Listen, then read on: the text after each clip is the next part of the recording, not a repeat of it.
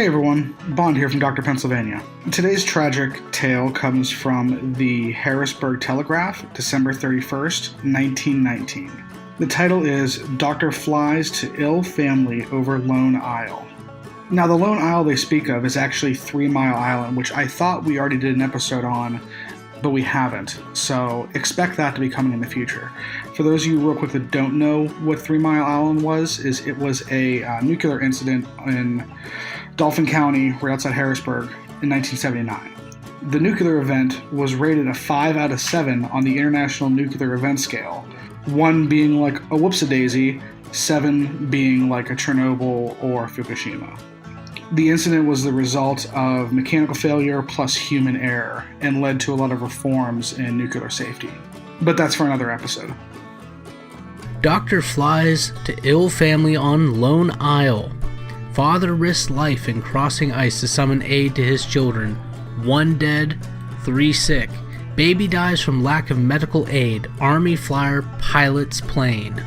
Lieutenant Ray Brown, who 2 weeks ago flew to the island opposite Middletown with a doctor in a vain attempt to save the life of a lad whose skull had been fractured, repeated his flight of mercy this morning when he again took Dr. J.F. Bletcher on a trip, this time to Duffy, or 3 Mile Island.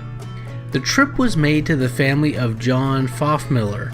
One of the children died on Monday, and others are ill. None had received any medical attention before the arrival of Dr. Bletcher this morning. A little 6-year-old girl, Anna, is dangerously ill. The 2 boys have bad coughs.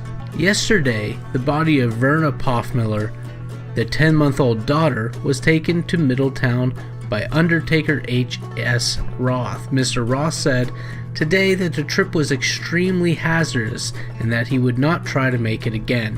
Part of the trip was made in a rowboat and part over 50 feet of thin ice which continually threatened to open and let them all into the icy water. The big plane landed with no trouble this morning at about 9:20 in a field near the Poffmiller house.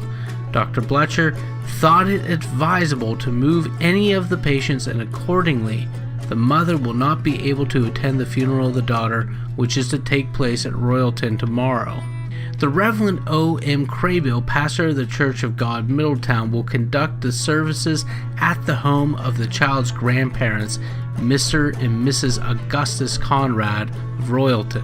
Captain Donald J. Newmiller, adjutant of the Middletown Aviation Depot, and Mr. Bletcher were notified of the family's plight when the father completed the hazardous crossing yesterday.